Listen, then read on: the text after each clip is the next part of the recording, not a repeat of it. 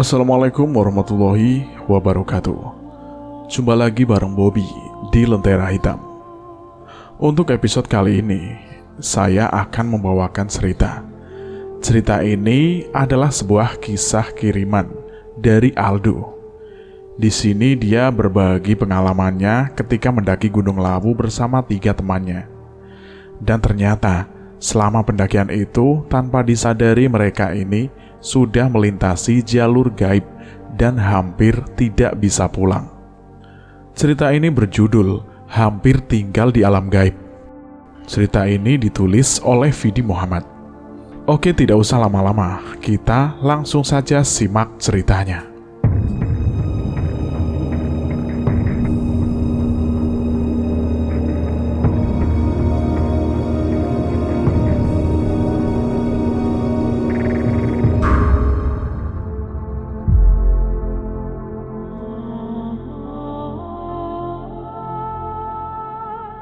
Berawal dari sebuah rencana untuk mendaki gunung. Waktu itu ada Aldo, Zain, Adit, dan Tias. Beberapa minggu yang lalu, mereka ini merencanakan pendakian ke Gunung Sumbing. Tias adalah cewek paling cantik di antara mereka berempat, karena Tias adalah cewek satu-satunya. Gak tahu kenapa, Tias ini selalu pingin ikut setiap kali Aldo dan teman-temannya ada rencana pendakian. Setelah rencana sudah dirasa matang, mereka pun mempersiapkan fisik dan peralatan pendakiannya masing-masing. Hari Kamis pukul 9 pagi, mereka berkumpul di rumahnya Aldo di Ngawi, Jawa Timur. Setelah semuanya sudah berkumpul, mereka berbagi peralatan biar sama-sama rata, kecuali Tias. Mereka tidak memberi Tias beban yang terlalu berat, karena kasihan mengingat dia ini adalah cewek. Setelah semuanya sudah terbagi, mereka berpamitan dengan orang tuanya Aldo yang kebetulan waktu itu belum berangkat ke pasar untuk berjualan. Tanpa banyak tanya, orang tua Aldo memberi mereka izin dan berpesan pada mereka agar hati-hati dan jangan sampai lupa dengan sholat. Setelah mencium tangan orang tua Aldo, mereka lekas berangkat siang itu juga, karena kalau kesorean nanti keburu hujan. Mereka berangkat sekitar pukul 11 siang dengan mengendarai sepeda motor. Aldo membonceng Tias dan Zain membonceng Adit. Di perjalanan, kekhawatiran mereka yang tadi benar-benar terjadi. Sesampainya mereka di daerah Sragen, Jawa Tengah, mereka berteduh di emperan toko orang karena diguyur hujan yang sangat lebat. Sambil menunggu hujan reda, mereka membuka logistik yang ada di dalam tas untuk dimakan. Tapi sampai kurang lebih 2 jam, hujan tidak juga reda. Kalau dilihat dari langitnya, kayaknya ini bakal lama hujannya. Kita terjang aja yuk, pakai jas hujan gimana? Usul Zain. Boleh, daripada kesorean ntar, Aldo menjawabnya. Mereka semua setuju, tapi tidak dengan Tias, karena waktu itu dia tidak membawa jas hujan. Akhirnya, mau tidak mau, mereka harus menunggu hingga hujan reda. Hampir 1 jam menunggu hujan tidak juga reda, hingga akhirnya mereka berunding tentang kelanjutan perjalanan ini. Gimana nih? Udah hampir 3 jam loh, hujan masih belum juga reda. Kalau lanjut jalan, ntar sampai sana jam berapa? Ucap Zain membuka obrolan. Iya nih, bisa-bisa malam kita nyampe sana, jawab Adit. Masa iya nggak jadi? Ucap Aldo. Sayang banget dok, udah terlanjur sampai sini, peralatan juga udah terlanjur sewa 3 hari. Masa iya nggak jadi sih? Zain menambahkan. Ada sedikit rasa kesal Aldo kepada Tias karena dia tidak membawa jas hujan, sehingga perjalanan jadi tertunda. Tapi melihat Tias yang waktu itu hanya diam, Aldo merasa kasihan. Bagaimanapun juga dia cewek, gak mungkin Aldo marah kepada Tias. Akhirnya Aldo memaklumi keadaan ini, mengingat kalau harus lanjut ke Gunung Sumbing, ini tidak memungkinkan. Dia memberi usul. Gini aja, kalau sampai jam 3 hujannya gak reda, kita cancel aja ke Sumbingnya, dan kita belok ke Lawu. Daripada gak jadi nanjak, urusan ke Sumbing bisa lain waktu. Zain dan Adit sepemikiran dengan Aldo. Di sisi lain, kondisi mereka waktu itu juga sudah cukup payah. Lalu Aldo tanya ke Tias, "Tias, gimana kalau kita belok ke Lawu aja?" "Aku sih terserah, tapi apa nggak bosan ke Lawu? Kan bulan kemarin sudah ke sana," Tias menjawabnya. Memang sih, bulan kemarin mereka berempat habis dari Gunung Lawu via Cemoro Kandang. Nah, berhubung mereka ini sudah cukup sering ke sana, Aldo memberi usul lagi. Kalau jadi ke Gunung Lawu, mendakinya via Candi Ceto aja. Karena kalau via Ceto, mereka belum pernah. Akhirnya mereka semua setuju. Kalau memang sampai jam 3 hujan tidak juga reda, mereka akan belok ke Gunung Lawu via Candi Ceto. Waktu menunjukkan pukul 3:30 sore, dan hujan baru reda. Mereka pun segera berkendara untuk melaksanakan niatnya ke Gunung Lawu via Candi Ceto. Setelah menempuh perjalanan sekitar 1 jam, sampailah mereka di tempat tujuan. Terlihat di sini hujannya tidak selebat tadi, karena terlihat dari jalannya yang tidak banyak genangan air. Sesampainya di sana, mereka langsung meminta izin pendakian dan petugas memberi izin untuk mendaki hari ini juga.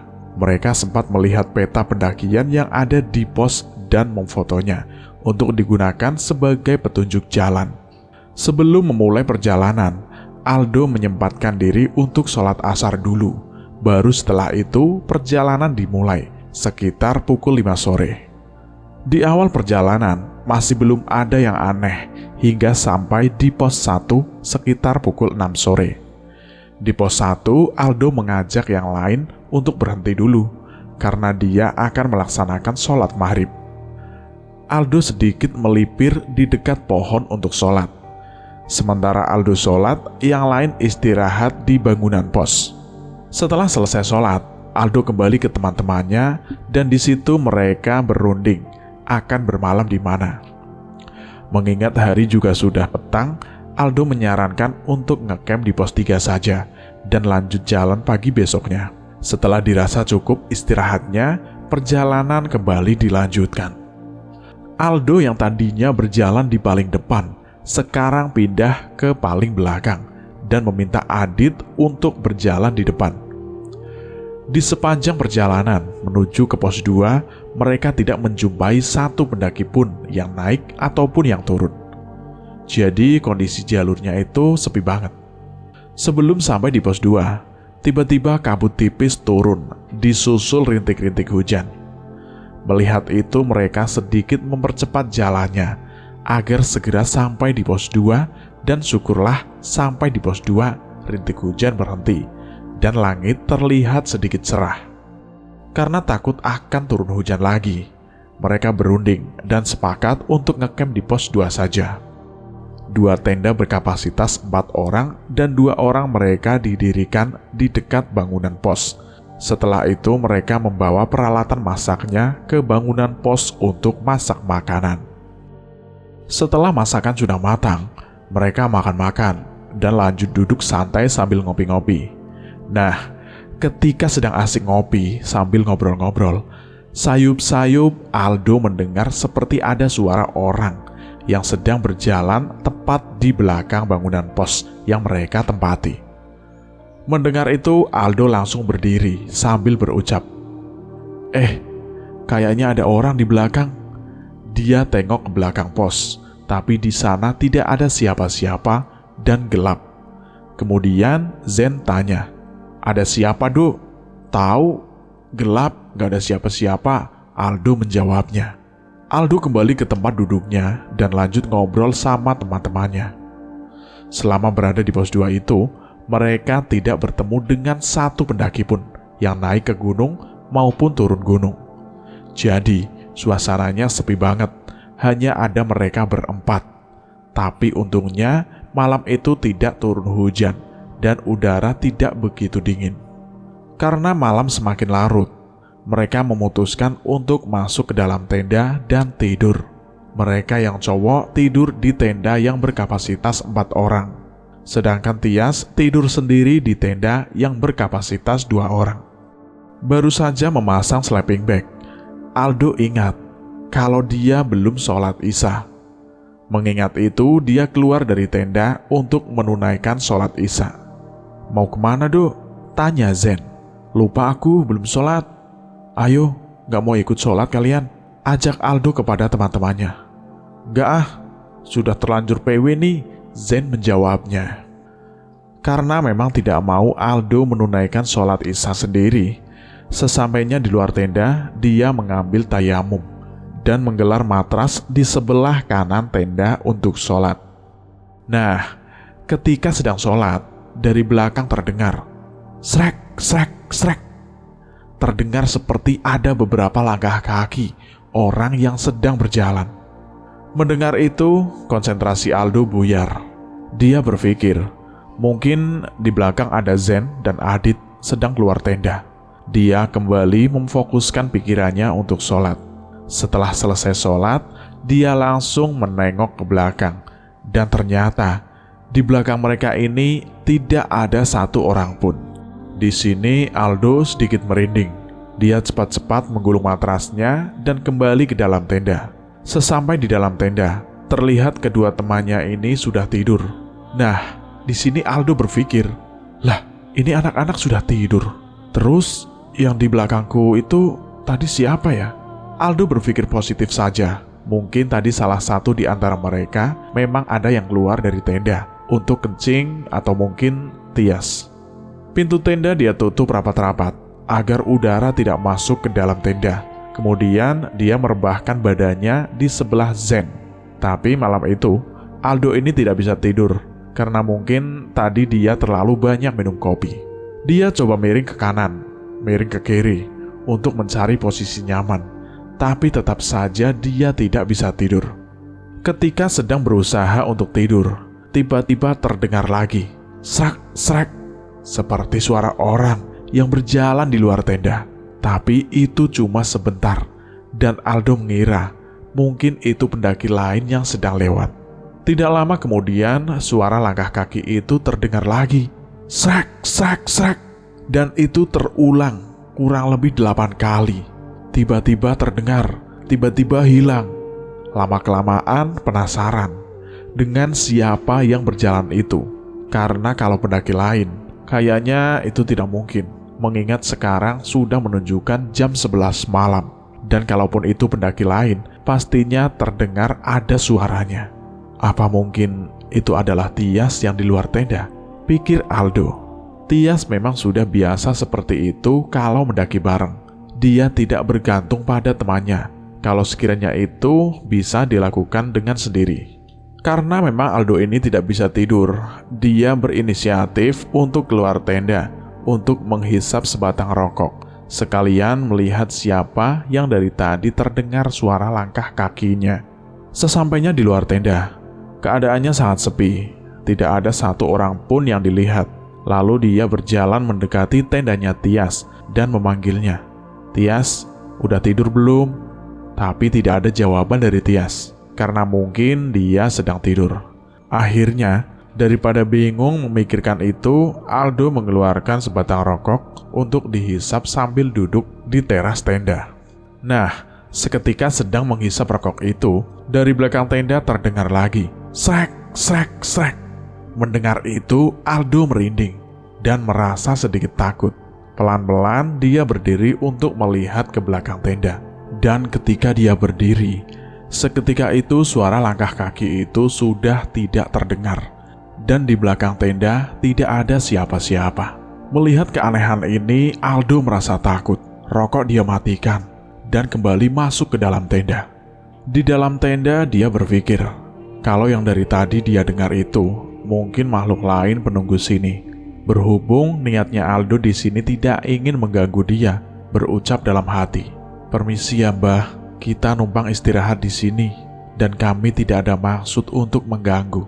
Setelah berucap itu dalam hati, suara langkah kaki itu sudah tidak terdengar lagi dan Aldo berusaha memejamkan mata hingga akhirnya dia bisa tidur. Keesokan harinya, mereka ini bangun dan langsung membuat sarapan. Sambil masak-masak, itu Aldo mengingat tentang kejadian aneh semalam. Dia tanya ke Tias. "Tias, semalam kamu keluar tenda gak?" "Semalam? Enggak tuh. Habis ngopi itu aku langsung tidur. Soalnya ngantuk banget." "Kenapa emang?" Tias balik tanya kepada Aldo. "Gak apa-apa. Semalam ada orang yang jalan di dekat tenda kita. Tapi pas aku tengok keluar, gak ada siapa-siapa." Aldo menjelaskan kepada Tias. "Oh, pendaki lain yang lewat mungkin," jawab Tias. Karena tidak mungkin membuat mereka panik, dia berpura-pura kalau yang dikatakan Tias itu benar. Padahal semalam ini, dia sudah beranggapan seperti itu. Tapi kenyataannya bukan pendaki lain. Setelah selesai sarapan, mereka lanjut berkemas dan melanjutkan perjalanan tepat pukul 8 pagi. Setelah menempuh kurang lebih 2 jam perjalanan, sampailah mereka di pos 3. Di situ mereka istirahat karena perjalanan menuju ke sini tadi lumayan menguras tenaga. Setelah cukup istirahat, perjalanan kembali dilanjutkan. Di tengah-tengah perjalanan, tiba-tiba kabut tipis turun dan langit mulai mendung. Sepertinya akan turun hujan. Di sini mereka panik, mengingat waktu itu Tias tidak membawa jas hujan. Mereka mempercepat langkah kaki dengan tujuan agar segera sampai di pos 4. Tapi karena jalur yang cukup padat dan menanjak, mereka tidak bisa berjalan cepat. Bahkan seringkali mereka berhenti di jalur karena capek. Tidak lama kemudian, Aldo berjalan paling depan. Semar-semar melihat ada sebuah bangunan kayu yang mungkin itu adalah pos 4. Melihat itu, Aldo bilang ke teman yang lain, itu di depan kayaknya udah pos 4. Mereka yang lain juga beranggapan seperti itu. Lalu mereka berjalan menuju ke bangunan kayu tersebut. Sesampai di sana, ternyata benar, itu adalah bangunan kayu. Tapi itu bukan pos 4, melainkan sebuah warung. Melihat warung itu, Aldo bilang ke yang lain, "Wah, ternyata Cetot juga ada warungnya. Boleh juga nih mampir kalau turun nanti." Mereka terus berjalan tanpa mampir di warung itu. Setelah beberapa meter perjalanan, terlihat lagi ada sebuah warung yang sama persis seperti warung yang mereka lihat sebelumnya. Tias yang waktu itu berjalan di belakang Aldo bilang, "Warungnya kok sama ya, kayak warung yang tadi? Yang bangun satu orang mungkin, jadi bisa sama gitu." Aldo menjawabnya. Mereka terus berjalan, melewati warung itu dan berniat mampir kalau sudah turun nanti.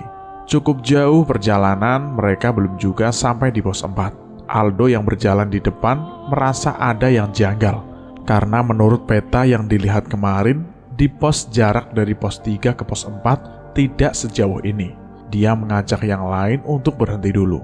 Perasaan jarak pos 3 ke pos 4 gak sejauh ini kemarin di peta. Tias mengambil HP untuk melihat peta yang kemarin difoto. "Iya nih, di sini tertulis sekitar 1,5 jam dari pos 3. Tias menjawabnya. "Lah, emang kita udah berjalan berapa lama sih?" tanya Aldo. "Lama banget, Dok. Ada kali 2 jam lebih," Adit menjawabnya. Ketika sedang membahas soal itu, terlihat dari bawah ada laki-laki parubaya yang sedang berjalan naik. Dia membawa sabit dan membawa sarung yang dilingkarkan di tubuhnya. "Nah, itu ada orang. Coba tanya dulu, Zen," ucap Aldo pada Zen. Setelah dekat, Zen pun bertanya kepada orang itu, "Pak, ini jalurnya nggak salah kan ya?" "Nggak, jalan aja terus, nanti juga sampai," jawab orang itu sambil terus jalan melewati mereka.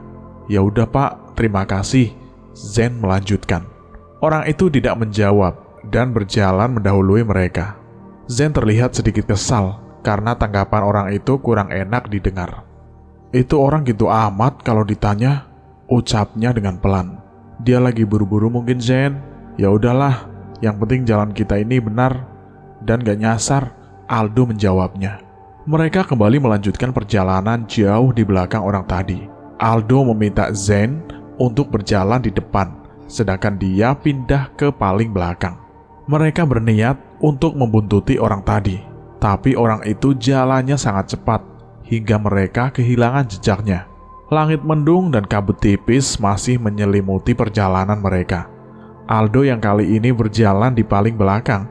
Sayup-sayup dia mendengar ada suara keramaian di sebelah kiri dan kanannya, seperti suara orang yang sedang beraktivitas. Mendengar itu dia celingukan, mencari sumber suara tersebut. Tapi di kiri dan kanannya itu tidak ada tanda-tanda orang sama sekali. Di sini Aldo berpikir, ini suara siapa? Ada suara, tapi gak ada orangnya. Aldo tidak mengatakan tentang apa yang didengarnya itu pada yang lainnya. Dan semakin jauh berjalan, suara keramaian itu berlahan menghilang. Sudah 1 jam lebih perjalanan mereka tidak juga melihat keberadaan pos 4. Di sisi lain, jalur yang mereka lewati ini sangat sepi. Tidak terlihat satu pendaki lain pun yang naik ataupun yang turun. Karena capek, mereka memutuskan untuk berhenti lagi. "Dok, kok nggak nyampe-nyampe ya di pos 4?" Zen tanya kepada Aldo. "Aku juga nggak tahu, Zen. Jalan aja, ikuti jalur yang ada," Aldo menjawabnya. Lalu tiba-tiba Tias menyeletuk. "Aku kok ngerasa ada yang aneh ya sama perjalanan kita." "Aneh kenapa?" tanya Aldo. "Kalian bayangin aja, kita udah jalan hampir 4 jam, tapi belum juga sampai di pos 4, Tias menjawabnya. Terlihat waktu sudah menunjukkan jam 2 siang.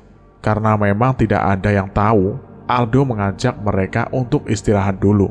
Sekalian dia ingin menunaikan sholat duhur. Tas karir mereka letakkan di atas lahan. Kemudian Aldo mencari tempat untuk menunaikan sholat.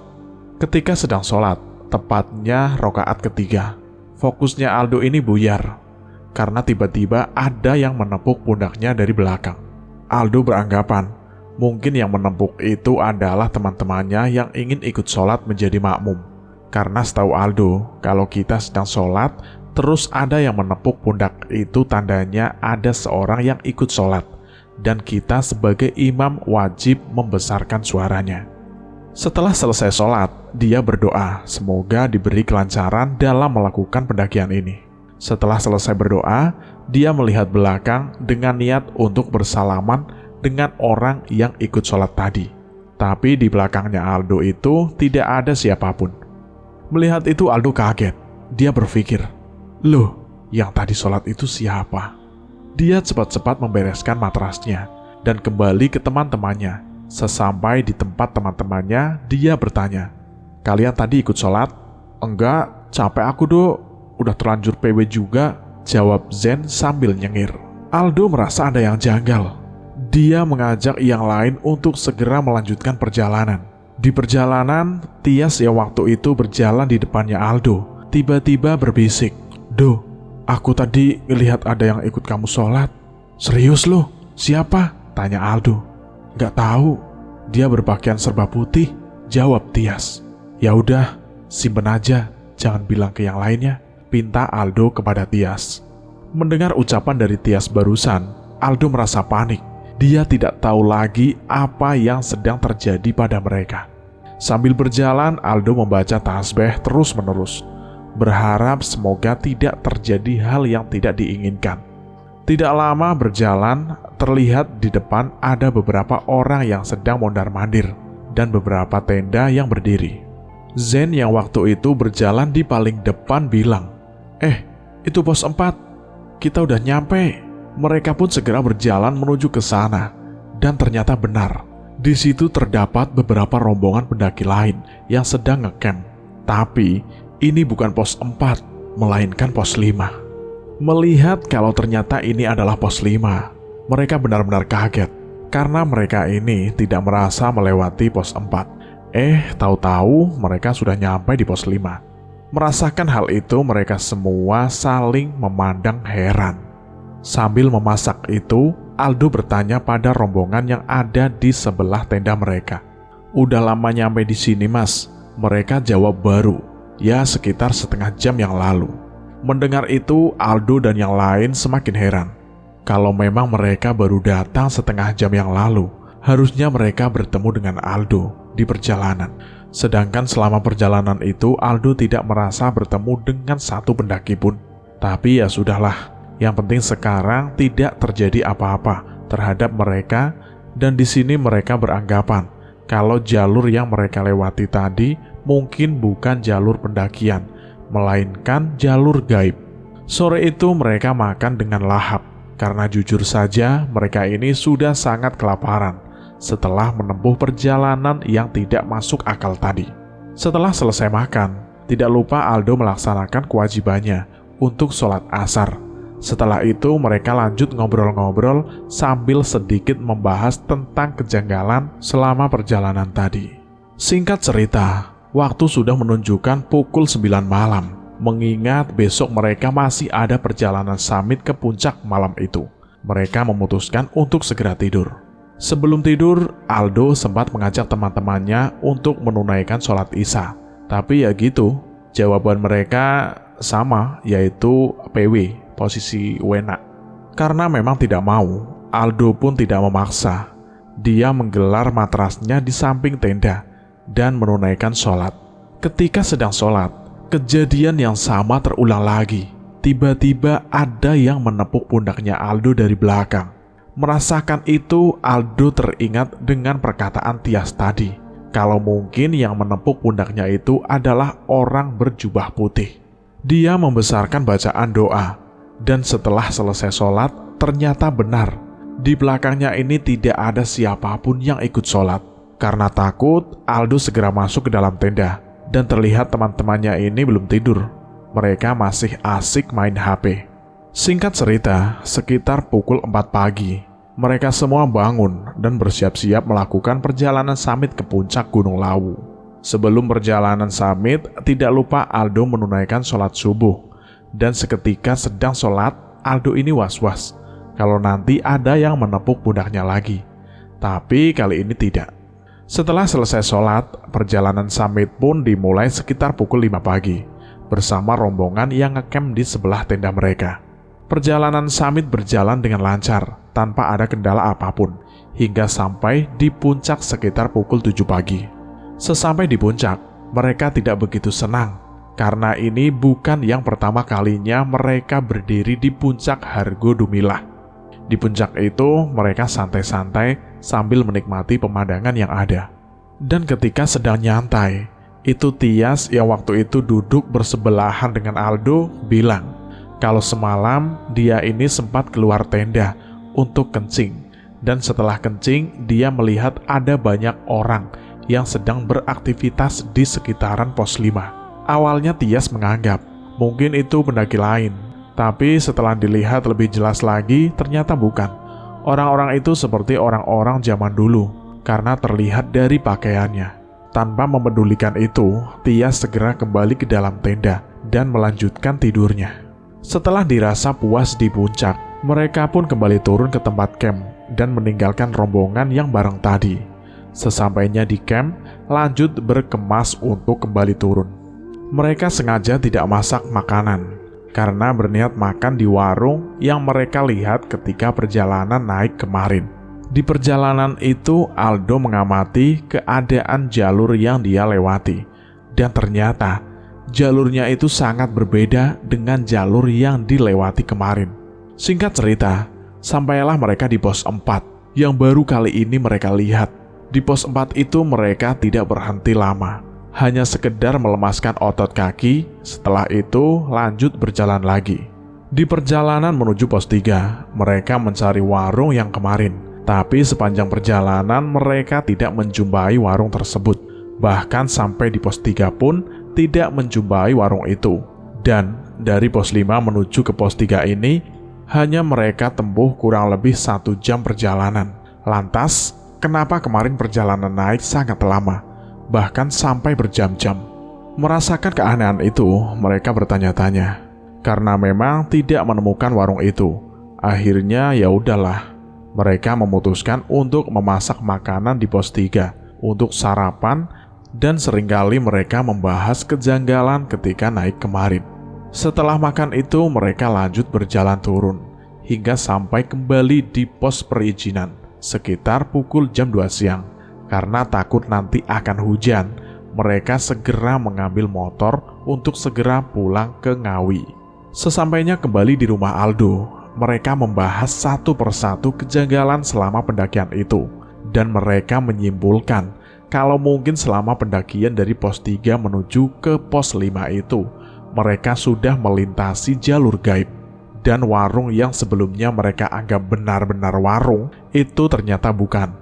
Di sini mereka sangat bersyukur karena selama perjalanan itu tidak terjadi apapun dan kembali pulang dengan selamat. Cerita ini pun selesai. Bagaimana menurut teman-teman tentang kisah ini? Terima kasih buat yang sudah mendengarkan cerita ini. Terima kasih juga buat penulis yang sudah mengizinkan kami untuk menceritakan kisah ini. Cukup sekian dari saya. Terima kasih. Wassalamualaikum warahmatullahi wabarakatuh.